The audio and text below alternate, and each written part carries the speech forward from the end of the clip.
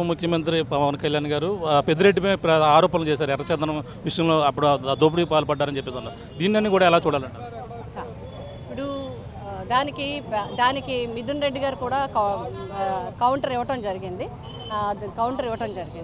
నేను ఏ పరీక్షకైనా నేను సిద్ధంగా ఉన్నాను, సత్య శోధనకు కూడా సిద్ధంగా ఉన్నాను.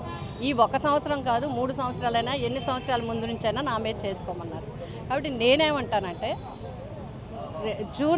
జూన్కి ముందు అంటే ప్రతిపక్షంలో ఉన్నారు ఎవరు, పవన్ గారు కానీ లేకపోతే ఈ ప్రభుత్వం కానీ పార్టీలు కానీ ప్రతిపక్షంలో ఉన్నాయి.